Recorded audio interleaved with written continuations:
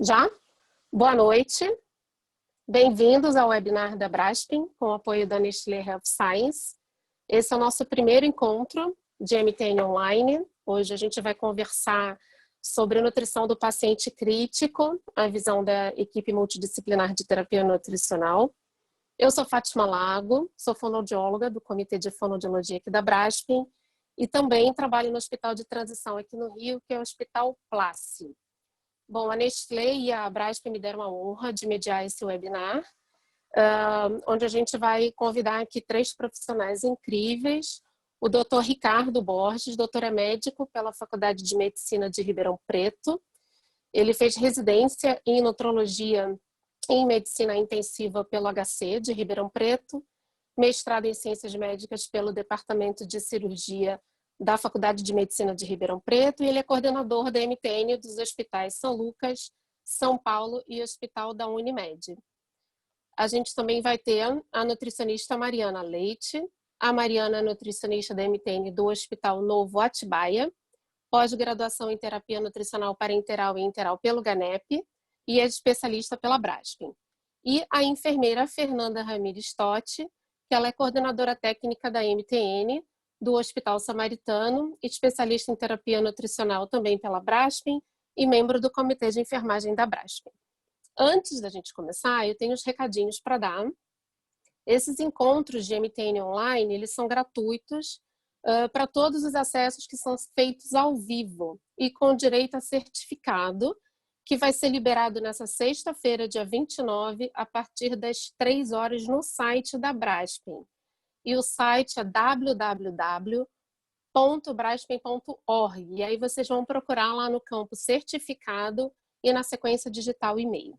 A versão gravada desse webinar e de todos os outros, eles ficam na página da Braskem, mas são restritos aos sócios. Então, pessoal, não deixem de se associar à Braskem. Quem tiver alguma dúvida, pode enviar aqui no ícone no Q&A, aqui que aparece no menu, que fica na parte inferior aqui da tela, que a gente responde no final, tá bom? Bom, para começar, a gente está vivendo um momento agora, né, que esse momento de pandemia, a gente está falando de paciente crítico, então eu queria começar falando um pouquinho dos pacientes críticos que estão com Covid. Acho que todas as especialidades tiveram que se ajustar a esse momento, ajustar protocolos e condutas. E eu queria saber da Mariana. Mari, eu sei que para a nutrição as condutas mudaram um pouco, né? Como é que está esse desafio na avaliação e no acompanhamento desse paciente nesse cenário de Covid? Pois é, primeiramente, boa noite, né? Gostaria de agradecer aqui a oportunidade de estar nesse webinar com profissionais tão incríveis que eu tive a oportunidade de conhecer e me aproximar. Pois é, realmente a gente não esperava viver tudo que a gente está vivendo hoje em dia.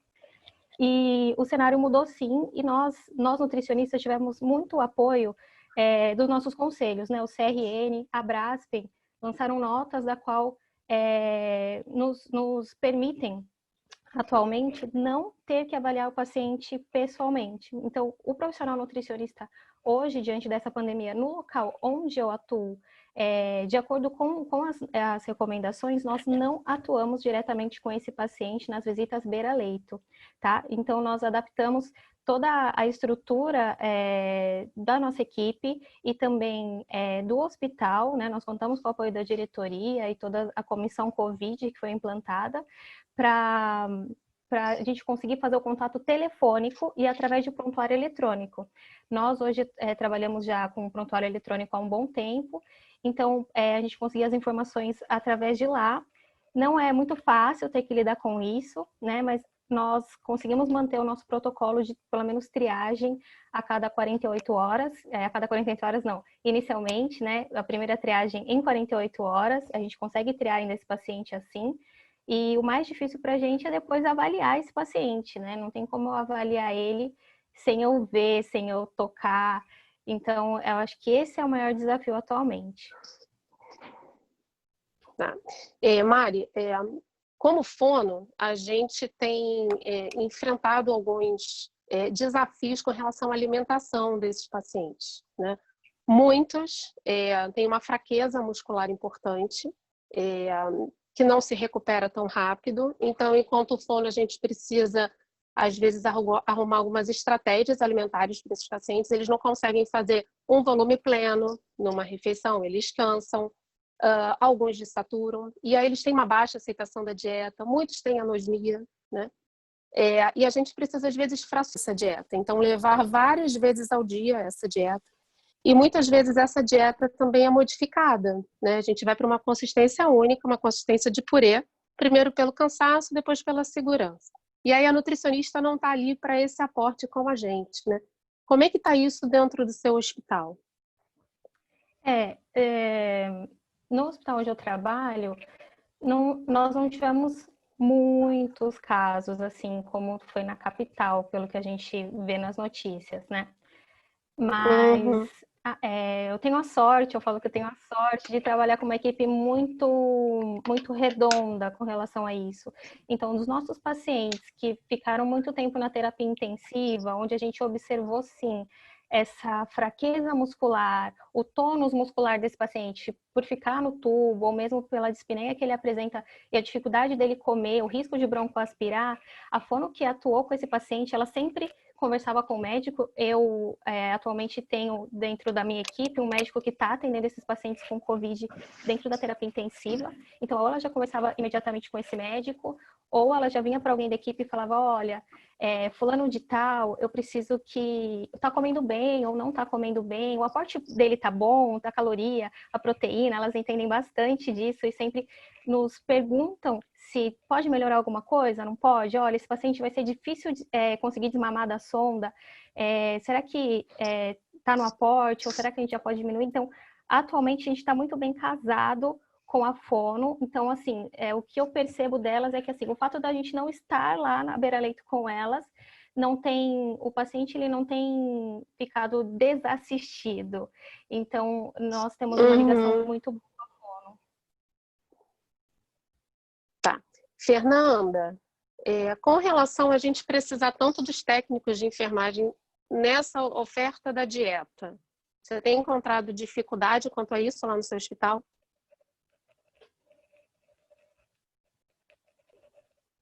Fernanda, tá aí?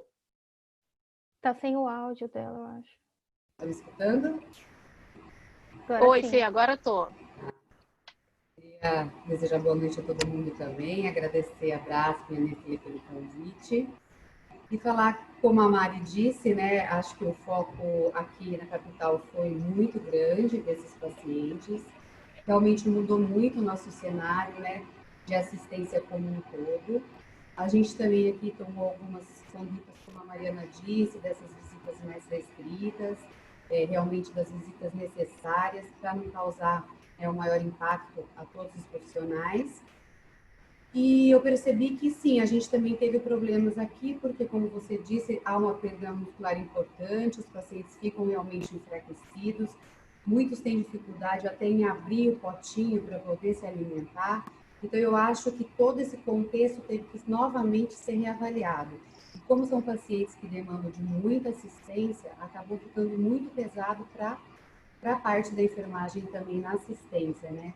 E, ao mesmo tempo, a gente tem também que ficar mais atento. Então, toda essa orientação é feita com a equipe, para eles prestarem atenção no momento da oferta, auxiliar esses pacientes. Às vezes eles conseguem comer, mas eles não conseguem abrir, né, o potinho. Então, a gente ficar lá atento em auxiliar, em ajudar, mas ao mesmo tempo é como você falou, né, a demanda está muito grande. Geralmente os pacientes, principalmente os pacientes de UTI, são pacientes graves que demandam muito da assistência e a enfermagem também está muito sacrificada e muito sobrecarregada neste momento, né? Muitos foram para assistência, né? Muitos profissionais acabaram aqui pela assistência, né? E aí a gente tem que realmente ficar mais atento a esses pacientes e auxiliar-se na oferta. Doutor Ricardo, como fica a nutrição enteral no paciente que está em pronação? Bom, primeiramente, boa noite. É um prazer estar aqui, queria agradecer o convite.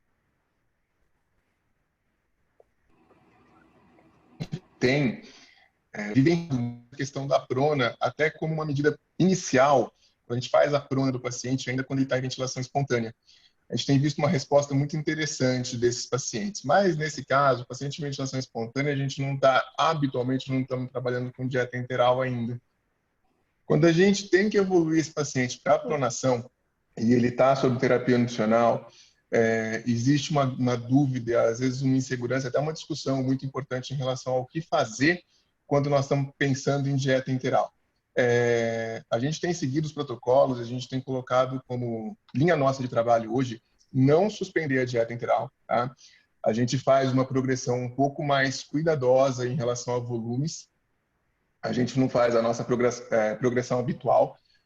A gente ainda tenta, hoje a gente trabalha no hospital com 2 ou 3 progressões diárias de velocidade de dieta. A gente diminui isso para, com certeza, 2, muitas vezes apenas uma progressão diária de velocidade de dieta.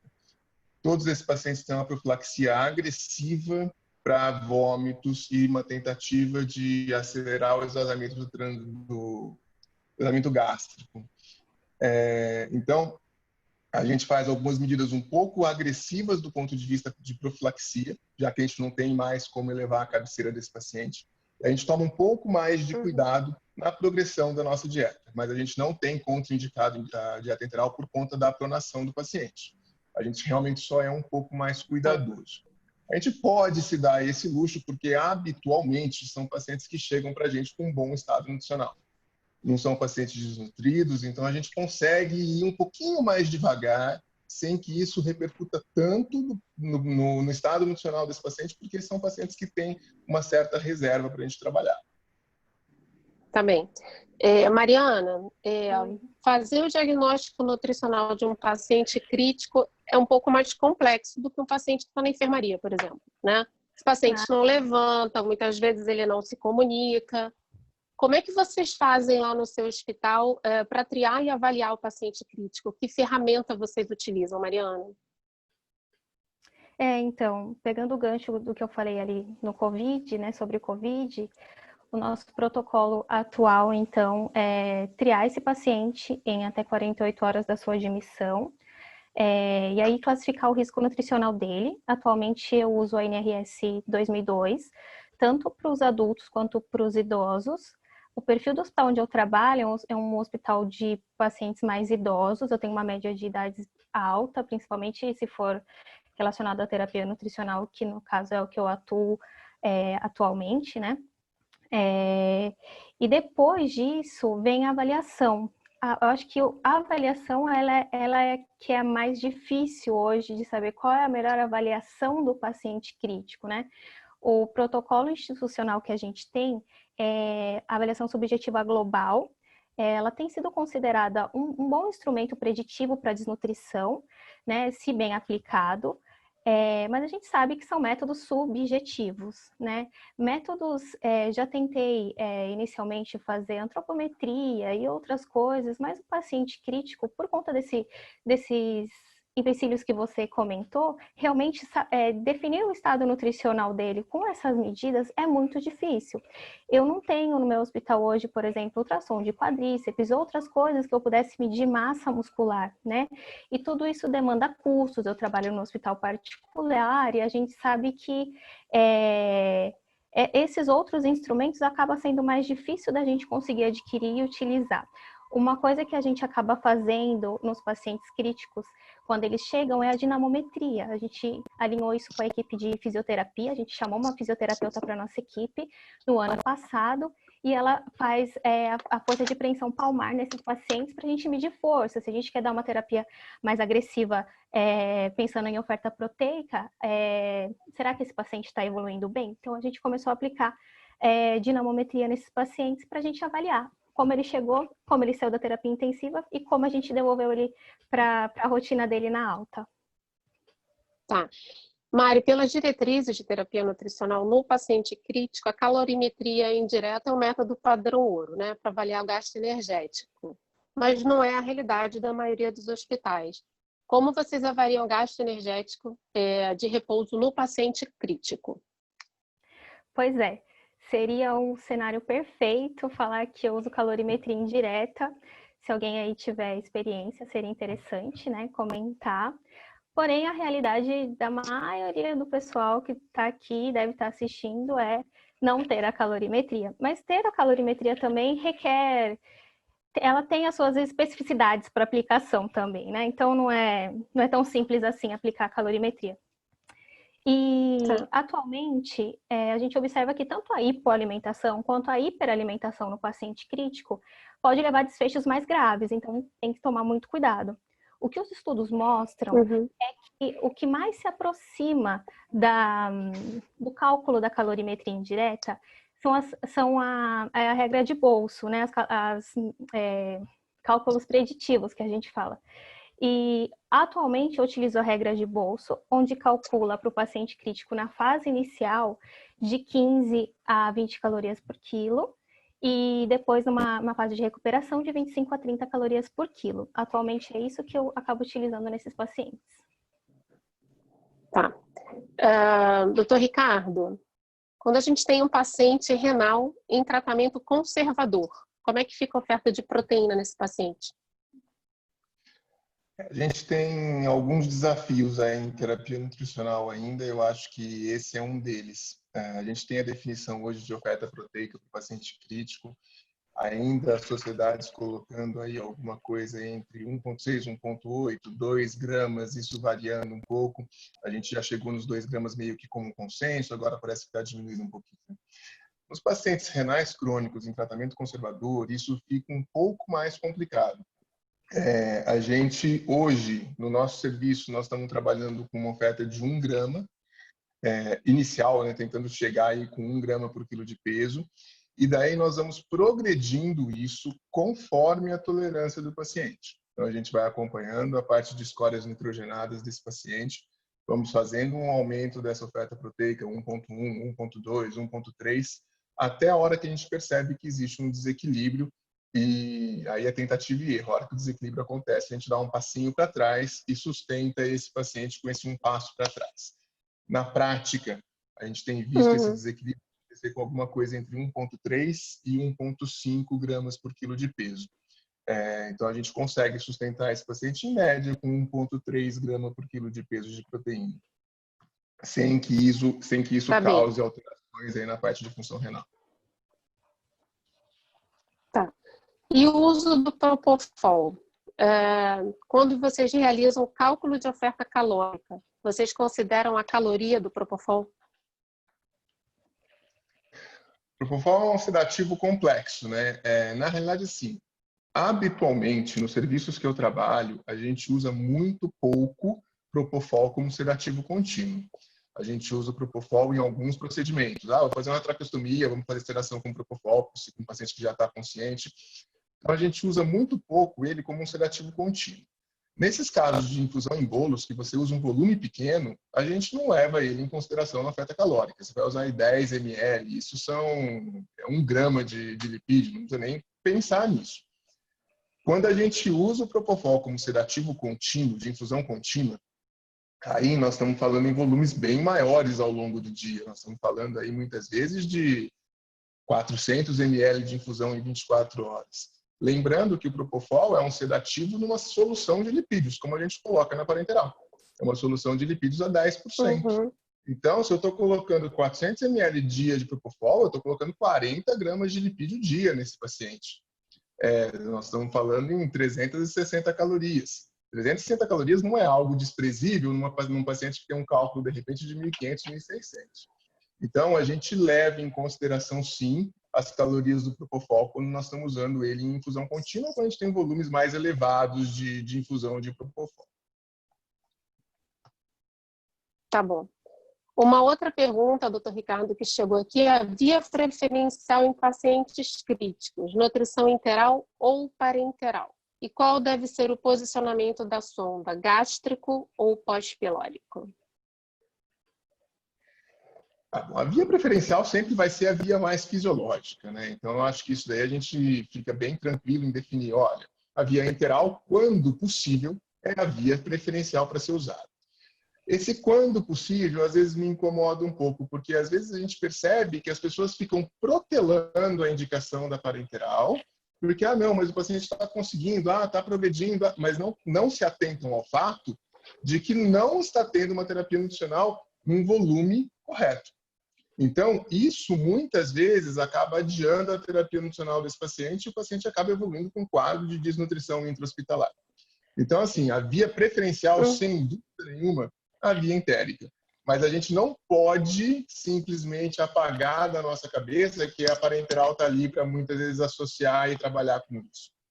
O que a gente tem feito muito interessante em pacientes COVID, também em alguns pacientes mais complexos do ponto de vista de evolução de enteral, é a associação das duas vias. A gente faz uma parenteral suplementar enquanto a gente evolui com a progressão da dieta enteral. Com isso, trabalhando, claro, muito cuidado em oferta calórica, para não dar uma oferta excessiva, a gente tem conseguido evoluir a enteral com menos pressa. E daí a gente vê menos complicação associada à enteral.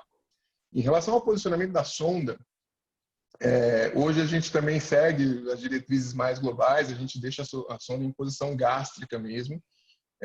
Não tem nenhuma evidência de que essa sonda pós-pilórica traga realmente uma proteção maior quanto à broncoaspiração. Então a gente tem trabalhado com posição gástrica, salvo alguma indicação específica. De repente, tem uma pancreatite, quero passar essa sonda pós ângulo de Trites, aí tudo bem. Mas de maneira geral, como indicação geral, sonda gástrica mesmo. Até porque é muito mais fácil passagem à beira do leito, garantia de posicionamento, etc. A sonda pós-pilórica já traz uma série de complicações no procedimento de posicionamento, realmente de eficácia do posicionamento dessa sonda fora do estômago. Tá. Doutor Ricardo, acho que foi Mariana que perguntou como faz o desmame da terapia nutricional parenteral. De maneira muito parecida com a nutrição enteral quando eu estou transicionando para a via oral. Conforme a porcentagem daí no caso não é nem de aceitação, né, mas daquilo que eu consigo infundir para o paciente, eu vou retirando isso da oferta via parenteral. A gente tem um protocolo hoje no nosso serviço que vai de 25% em 25%. O paciente tem aceitação de 25% do gasto energético via enteral e desconto 25% da parenteral. 50% via enteral, desconto 50% da parenteral, 75% da enteral, eu suspendo a parenteral. Então, ele atingiu 75% do gasto estimado dele via enteral, tira a parenteral daí, porque ele vem apresentando provavelmente uma boa evolução em relação à aceitação, então eu não vou precisar sustentar essa parenteral mais. Então, com 75% a gente já descarta via parenteral. A gente trabalha hoje... A outra pergunta que chegou aqui... A gente trabalha hoje, a gente tem a capacidade hoje, felizmente, de trabalhar quase 100% com parenteral individualizada. Então, a gente consegue ter esse recurso de, olha, quero fazer um pouquinho mais, um pouquinho menos, vamos adaptar aqui, vamos adaptar ali. A gente praticamente não usa parenteral pronta para uso, a não ser em início e fim de terapia nutricional parenteral. Então, durante aí 24, no máximo 48 horas, a gente usa pronta para uso, depois a gente transiciona para individualizar. Tá bom. Fernanda, quais as dificuldades que a enfermagem tem nessa passagem de sonda e na administração da dieta? Então, na passagem de sonda, é muito de paciente para paciente, né? Mas na maioria dos casos, a gente consegue essa passagem às cegas, beira-leito, né? Até um posicionamento pós-pilórico, se com uma técnica correta, muitas vezes a gente consegue essa passagem às cegas. A gente segue as diretrizes também, então a orientação é a tentativa até a terceira vez pela equipe de enfermagem, né? Então, o enfermeiro, ele tenta uma vez, a segunda vez, o mesmo enfermeiro, caso ele não consiga, ele pede para um colega tentar. Se na terceira tentativa não foi eficaz, a gente solicita a passagem por endoscopia. Aqui no hospital, a gente tem essa facilidade, né, de conseguir a endoscopia rapidamente. Então, se a enfermagem não consegue, esse paciente vai para a endoscopia. Vai direto para a endoscopia nos casos em que tem que realmente não pode ser feita a passagem às cegas, né, com algumas pessoas com indicações já definidas também.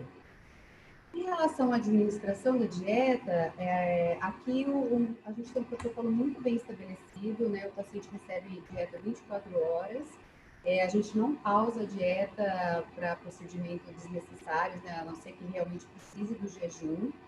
Então, a gente tem uma oferta muito boa, que a gente tem de 95% a 98% dos pacientes recebem o volume prescrito, né, pelo menos 80% do volume que foi prescrito, porque realmente a gente não desliga, a gente não pausa a dieta para nenhum procedimento que realmente não precise do jejum.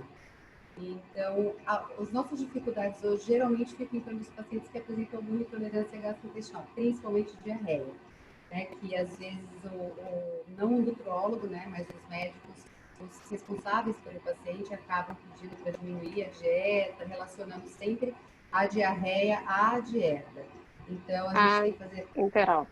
a interal, aí tem que fazer essa intervenção, né, para verificar a prescrição, que às vezes é medicamentosa e eles acabam levando para o lado sempre que a dieta que causa diarreia acaba pedindo para diminuir esse volume de infusão. Tá.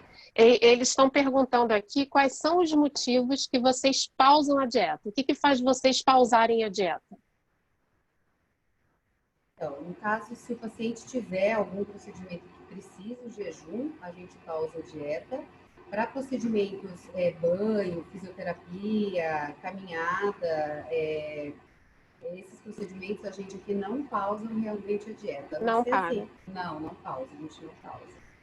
É feito tudo com dieta. No hospital que eu trabalho também não.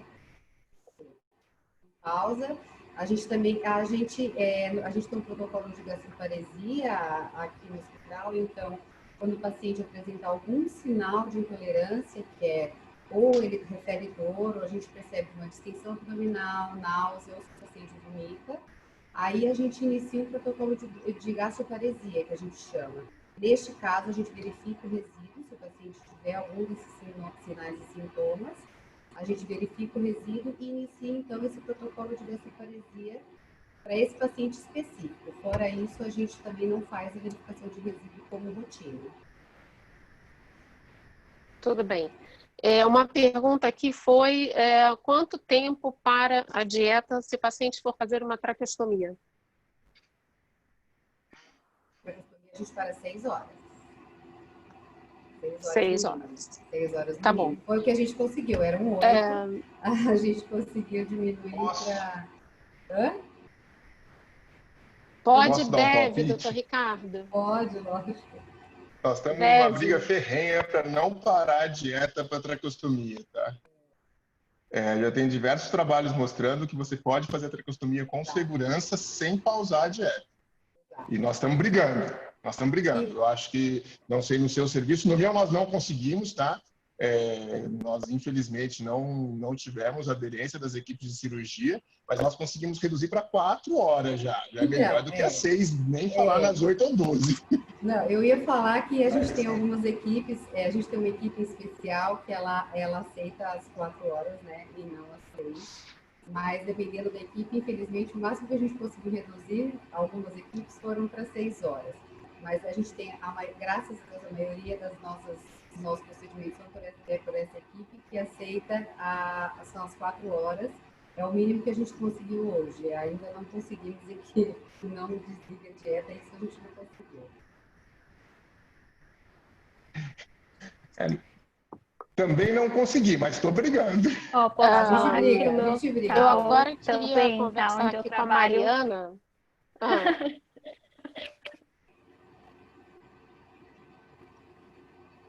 Então, estava falando aqui que no hospital onde eu trabalho também, a gente briga para diminuir esse tempo de jejum para traqueostomia. A gente fica bravo, assim, sabe? Mas já conseguimos reduzir bastante. Hoje a gente está em torno de 4 a 6 horas no máximo.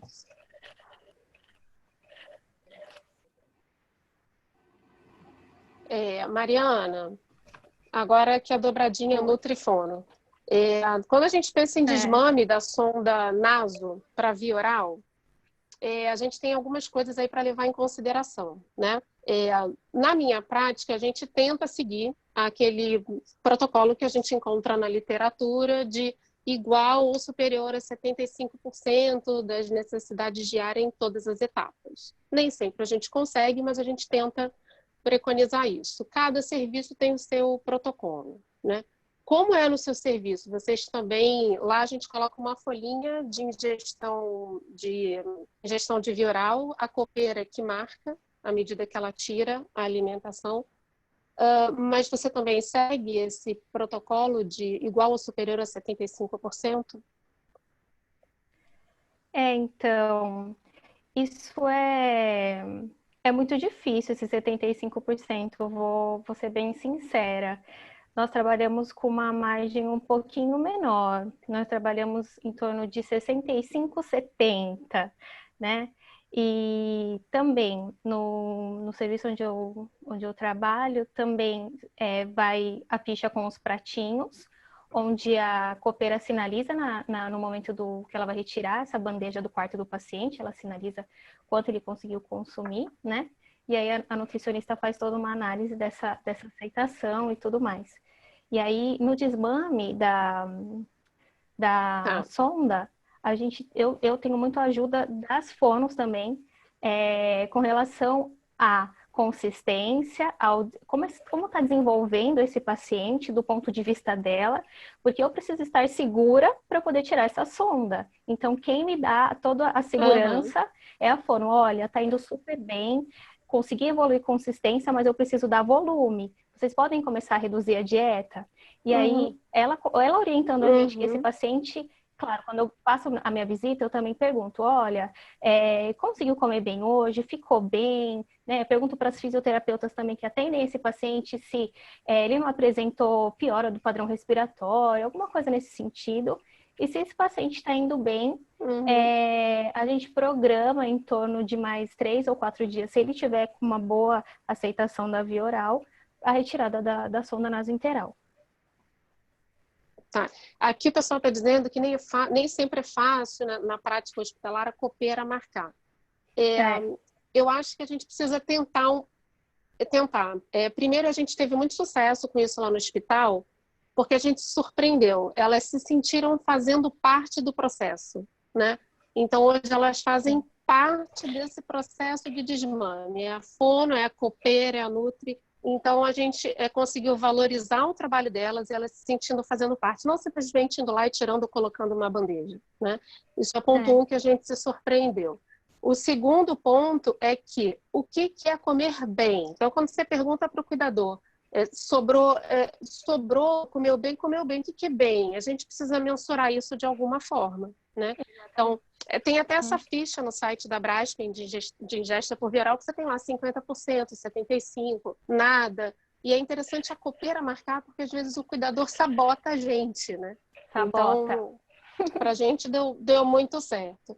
E aí, Mari, você falou dessa consistência quase sempre... Oi, Fê. Não, eu ia só dar uma sugestão. Fernanda, quer falar? Não, que aqui a gente implantou nessa ficha de adequação de dieta, né, para saber quanto o paciente está recebendo. Ingestão. De ingestão, a nutricionista fez muito bonitinho. Ela colocou porcentagens por tipo de alimento. Então, tem o desenho e aí o cuidador, ou quando o paciente é doente, mas geralmente é o cuidador, né, cuidador, eles anotam, então, carboidrato. O que é o carboidrato? Então, quanto que ele aceitou de carboidrato? Quanto que ele aceitou da carne, né, da proteína? Então, eles vão definindo por tipo de alimentos também, para ficar mais fácil saber o quanto ele está realmente... Que bacana. É bem legal. Muito legal. É uma ideia, Fê. É uma ideia. E só 50%. E aí, quando a gente está nessa né? Pois é. Ô, Mari, quando a gente está nessa transição para via oral, essa consistência está alterada, né? Normalmente a gente está numa consistência única. E aí vem essas terminologias que são sempre diferentes, mas aquela consistência única de um pastoso. E aí eu preciso da nutricionista porque ele vai precisar suplementar, né? Senão eu coloco ele aí em risco de desnutrição. Mas a gente sabe que muitos hospitais não têm recursos financeiros para o suplemento. Você tem, Mari, algum protocolo de indicação de suplementação oral no seu hospital?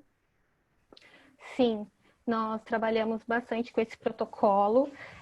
Desde 2018, a gente desenhou ele de uma maneira melhor, assim, e incluímos uma médica na nossa equipe que ela é responsável pela prescrição do suplemento. Então, a gente tirou isso de pedir para o médico assistente do paciente ter que ficar prescrevendo para a gente. No hospital onde eu trabalho, nós nutricionistas não prescrevemos, nós avaliamos o risco, a necessidade de uso do suplemento, e a gente antes pedia para os médicos prescreverem. Viu, por favor, você pode prescrever?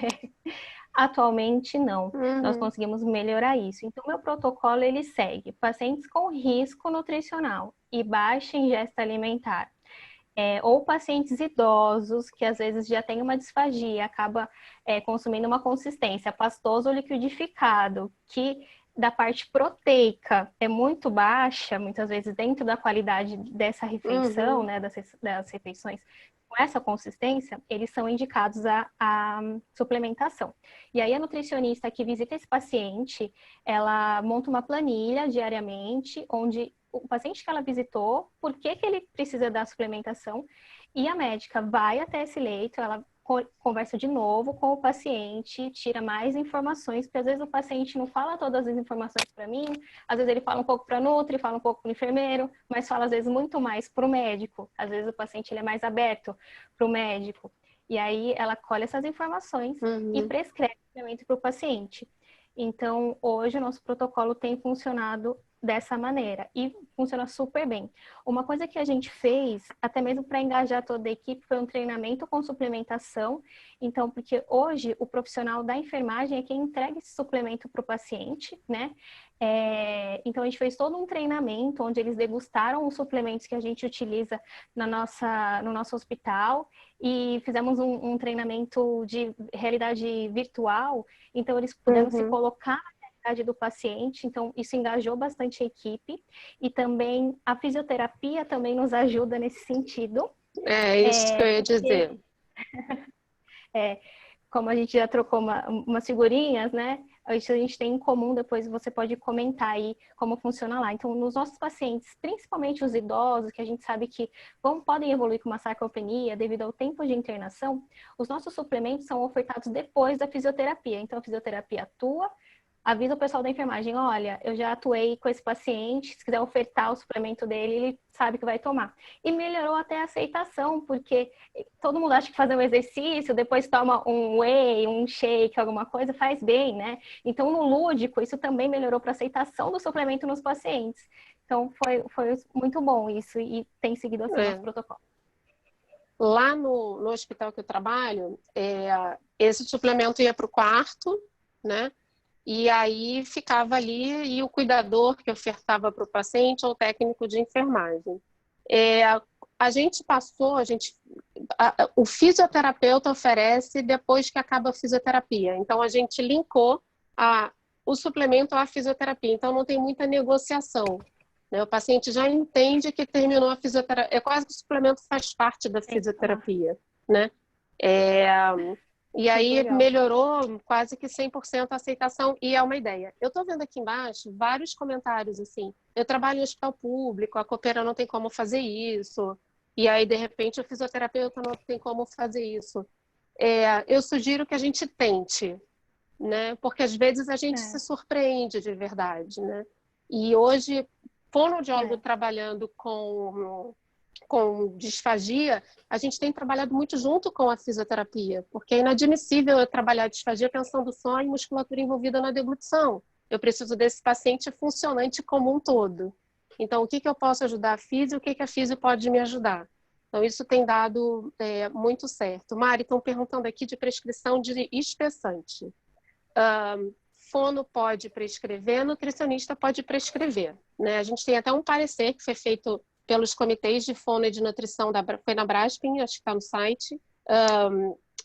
A fono, ela avalia a deglutição e a gente define a consistência segura. Eu estou falando de paciente disfágico, né?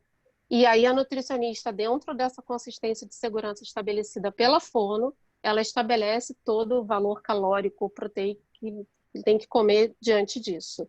Mas em relação aos espessantes, tanto fono quanto nutri podem prescrever. Certo, Mari? Certo. Vamos lá, doutor Ricardo, o senhor está muito quietinho aí.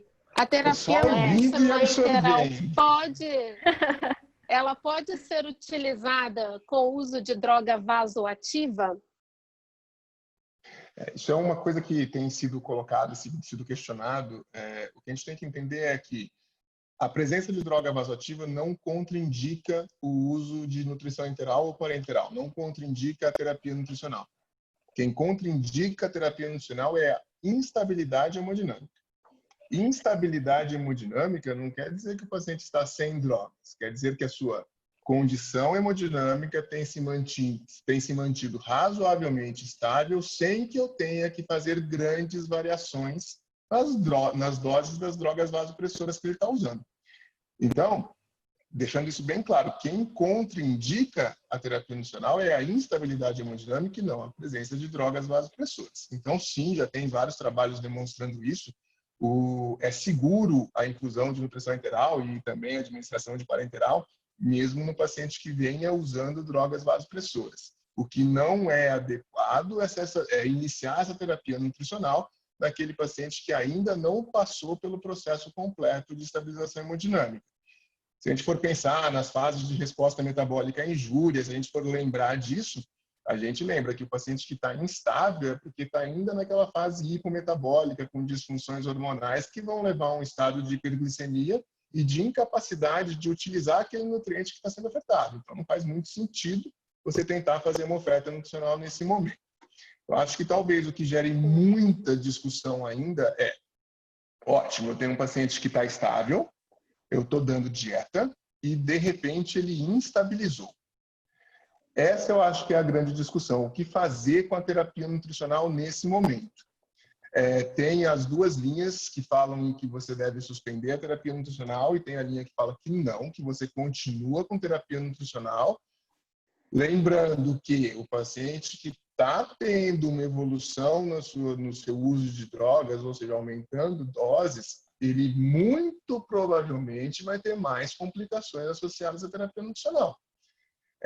Só que hoje, no nosso serviço, a gente segue essa linha. A gente não para a dieta porque o paciente sofreu uma piora no quadro, a não ser que ele esteja realmente muito grave. Mas a gente insiste na terapia nutricional com todos os cuidados sendo bem feitos. A gente mantém nos nossos serviços a verificação de resíduo gástrico em todas as nossas equipes. Apesar das diretrizes hoje colocarem em dúvida a eficiência do resíduo gástrico, eu insisti muito e a gente mantém em todos os nossos serviços, porque, particularmente, eu acho que ele é extremamente interessante para prevenir quadros de regurgitação, de broncoaspiração, etc. E a gente não tem visto, ou a gente não tem como experiência, eu tive um resíduo gástrico elevado, eu tive que parar a dieta e não seria necessário, o paciente estava bem. Sempre que a gente para a dieta por resíduo gástrico elevado, realmente o paciente está evoluindo com complicações. Então, assim, a gente não contraindica você sustentar terapia nutricional num paciente que esteja em progressão de drogas. O que a gente contraindica é iniciar a terapia nutricional no paciente que ainda esteja instável do ponto de vista hemodinâmico. Tudo bem. Fernanda, como que vocês verificam a tolerância da dieta nos pacientes graves? Que conduta deve ser tomada no qualquer sinal de intolerância? Então, como eu acabei falando naquele outro momento, a gente não faz aqui de rotina verificação de resíduo, como o Dr. Ricardo está, né, como conduta dele lá. Aqui a gente não faz, a gente observa realmente sinais e sintomas de intolerância. Então, no caso do paciente que está recebendo dieta e que nauseou, ou paciente que tem um corpo de imunodeficiência que relata que ele está com dor, ou com alguma sensação, né, de empachamento, alguma distensão, ou paciente que distende, a gente inicia, como eu citei, o protocolo de gastroparesia. E, neste caso, nesses pacientes, a gente verifica o resíduo e, acima de um volume estipulado, a gente mantém a sonda aberta, mantém esse paciente em jejum, vai verificando o resíduo durante o decorrer do dia. E aí, de acordo com a evolução do paciente, a gente retorna a dieta, caso isso melhore, ou se não melhorar em 24 horas, a gente começa já a se pensar numa sonda trilúmina, né? A gente tem a possibilidade aqui da utilização da sonda nasogenital, né? E aí, no caso do paciente que não consegue reverter esse quadro de resíduo gástrico alto nas próximas 24 horas, a gente já acaba definindo a utilização dessa sonda nasojejunal, gastrojejunal ou gastrojejunal, da via de alimentação, sonda ou gastrostomia. Tá. Fê, estão perguntando se o volume residual é desprezado. Quando a gente verifica, o primeiro resíduo que a gente verifica, a gente não retorna. Caso tenha dado de 300 ml ou mais, a gente mantém a sonda aberta e vai verificando de novo, depois de 3 horas e depois a cada 6 horas vai verificando. Caso esse resíduo diminua, a gente volta a dieta. Se ele se persistir acima de 300, a gente vai verificando a cada 6 horas e aí com 24 horas a gente passa a sonda nasojejunal. E a gente despreza o resíduo. No primeiro que a gente aspira, né? Depois acaba ficando aberta e é desprezado também. Fernanda? Oi. Tá. Para Mariana agora. Mariana, vocês utilizam indicadores de qualidade de terapia nutricional? Sim, sim, sim. Eu gosto muito de indicador de qualidade. Dá um trabalho, né? Fazer indicador de qualidade. Indicador dá trabalho, mas a gente não pode viver sem eles. Não pode viver sem eles. Eu falo que eles me perseguem desde a universidade, que eu fiz na universidade, depois eu fiz na pós-graduação, tudo relacionado a indicadores de qualidade. Então, sim, nós fazemos indicadores de qualidade no meu serviço. Atualmente, eu até anotei aqui, porque eu não lembro todos de cabeça, assim. Nós começamos em 2013 com prescrito infundido, então, para quem quer iniciar os indicadores de qualidade, eu oriento começar por esse, porque, assim, dentro desse indicador de prescrito infundido, você consegue ver por que é que muitas vezes você não consegue atingir a sua terapia. Será que é por pausa? Será que eu faço muito procedimento? Será que a enfermagem para muito? Será que tá tendo muita complicação por diarreia, por constipação, por vômitos? Então, esse é um indicador que ele mostra bem como está sendo, ele é um termômetro de como está sendo a sua terapia, mas também ele consegue abrir um leque para outros indicadores posteriormente. Então, atualmente, eu faço prescrito infundido adulto, neonatal e pediátrico, controle de hiperglicemias nos pacientes em terapia nutricional, diarreia. Através da avaliação subjetiva global, eu faço uma análise de melhora, piora e manutenção do estado nutricional pela avaliação subjetiva, tá? Faço um perfil epidemiológico dos nossos pacientes, então as médias de idade, por que eles internaram, né? Causas de internação.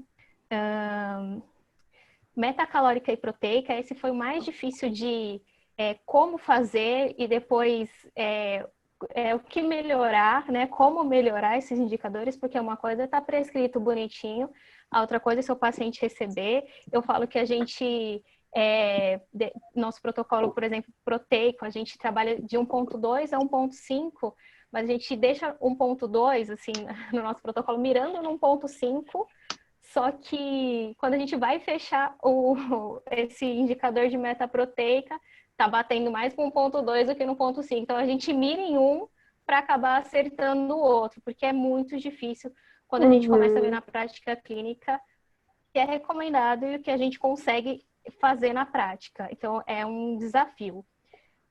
Suplementação a gente também faz de aceitação e recusa. Então, além do nosso protocolo, né, a gente gerencia isso também. Será que nossos pacientes estão aceitando? Não estão aceitando por quê, né?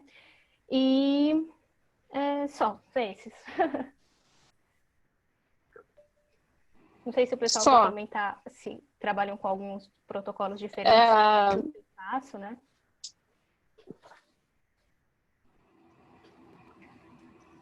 Tá. Agora eu queria fazer uma pergunta para a Fernanda, mas eu acho que todo mundo vai participar aqui dessa pergunta.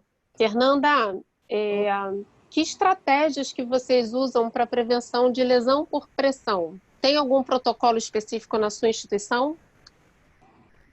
Tem, aqui tem sim. Tá melhor o meu áudio? Porque me falaram que estava muito baixo. Melhorou? Para mim está melhor agora. Pessoal, escreve aqui embaixo se melhorou. Tirei o fone. Melhorou, Fernanda, pode ir. A gente tem sim, como a Mari também citou, o protocolo que eles têm lá em cima de classificação de risco, né? Aqui a gente associa a classificação do risco nutricional com a escala de Braden também. Então, a gente tem que fazer a escala de Braden diariamente, e aí, de acordo com a escala de Braden, se ele for um paciente que tem um alto risco pela escala de Braden, a gente já inicia com a suplementação, independente do estado nutricional. Se for um paciente com uma escala de Braden de leve a moderado, aí, se ele não tiver risco nutricional, a gente observa a aceitação alimentar. Se ele tiver um risco nutricional, a gente também já inicia com suplementação. Essa é a nossa forma de prevenção, né, do protocolo para prevenção da osteoporose. E uma vez que a lesão já está instalada, como é que faz? Assim, que estratégias você usa para essa cicatrização? Trabalha com a nutrição juntinho ali também, Fê? A equipe de nutricionistas daqui do hospital, ela trabalha muito forte junto com a equipe de enfermagem, principalmente com um grupo que a gente chama de GRAEL aqui, que é o grupo de pele, né? Que faz toda essa avaliação e esse cuidado com a pele. Então, as nutricionistas, elas verificam essa escala de Braden, elas têm acesso a verificar as escalas, e aí elas discutem com a equipe de enfermagem, com a enfermeira também, referência do grupo de pele. E no caso da lesão já instalada, vai de acordo com o tamanho da lesão, né, da classificação dessa lesão e com o risco nutricional também. Se o paciente tiver dieta bioral, a gente tem suplementos específicos para auxiliar a cicatrização. E se for nutrição interal, a gente também tem nutrição interal específica para cicatrização. O paciente não tendo contraindicação a essas dietas, né, esse suplemento ou essa dieta específica, ele vai receber essa dieta específica. O pessoal está perguntando se tem algum suplemento específico. Mariana? Sim, nós temos suplementos específicos, sim, que são ricos em mais proteína. A gente sabe que a massa muscular ela é muito importante. E também ricos em arginina, né, que é um precursor aí para colágeno. Então, esses suplementos são os que a gente mais vê retorno para fechar essa ferida, associado ao trabalho da enfermagem para essa cicatrização. Fernanda? No hospital. Fernanda, estão perguntando se você usa laser terapêutico no hospital. Ainda não. Não, é uma linha nova, né? Assim, mais recente, e a gente sabe que tem muito benefício, já é muito utilizado em alguns serviços, mas aqui no hospital a gente ainda não utiliza. Terapia hiperbárica. Tá bem. Doutor Ricardo? Sim. Hiperbárica, dependendo... Hiperbárica vocês fazem. A gente não tem aqui no hospital hiperbárico, mas a gente tem um centro de referência. Quando o paciente precisa, a gente faz leva o paciente, né, e traz o paciente para fazer a hiperbárica. Eu ia falar, a gente tem um dos serviços que eu coordeno, a gente tem um serviço de referência de hiperbárica, inclusive a sala de hiperbárica fica do lado da UTI. Então, a gente usa, quando a gente tem pacientes críticos com lesão de pressão, a gente usa muito a terapia hiperbárica, e isso traz uma resposta muito interessante. Eu só queria fazer um adendo aqui, uma coisa que a gente observa muito e às vezes isso me incomoda. A gente vê muitas equipes de úlcera de pressão insistindo na ideia de uma dieta especial, enriquecida com diversos nutrientes que a gente sabe, como a Mariana falou, que dá para melhorar, mas muitas vezes a gente esquece, a gente vê as pessoas esquecendo do básico, oferta calórica e oferta proteica. Se você não faz oferta calórica e oferta proteica, você pode dar o que você quiser de suplementos e não vai fechar, não vai cicatrizar. Então, eu tenho visto, e isso é um negócio que eu tenho brigado muito, muito, muito com as pessoas. Ah, vamos usar uma dieta especializada? Vamos. O resultado é fantástico. Desde que eu garanta oferta calórica e oferta proteica. Senão, nós vamos estar jogando dinheiro fora. Outra coisa que é o primordial. Ótimo. Tá, doutor Ricardo. Se a gente der a melhor dieta, a oferta calórica, a oferta proteica, tudo adequado, mas a gente não mudar esse paciente de decúbito, essa úlcera não vai, essa lesão não vai cicatrizar. Então, junto com, lógico, o curativo adequado... Mudança de decúbito é igual cabeceira elevada, né? Tipo assim, não tem nem o que falar. Ou você muda o decúbito e eleva a cabeceira, esquece. Mas a gente sabe que... Não tem o que falar. Isso não acontece adequadamente.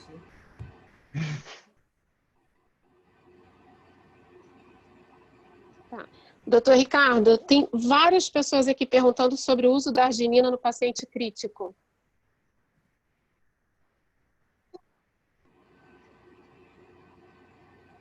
A arginina foi colocada em xeque há um tempo atrás, né? Porque a gente viu alguns trabalhos que relacionavam o uso de arginina com um pior desfecho, levando os pacientes até a óbito por uma resposta inadequada a vasopressores e levando choque. Eu até lembro uma vez, eu assistindo uma apresentação do Ricardo e da Valéria, e eles falando, será que a culpa é da arginina ou será que a culpa é da dose da arginina que eu estou dando? Então, hoje a gente sabe que a culpa é da dose da arginina e não da arginina. Você usar a arginina em doses corretas, em doses adequadas, ela pode entrar aí na terapia do paciente crítico, acho que sem grandes preocupações.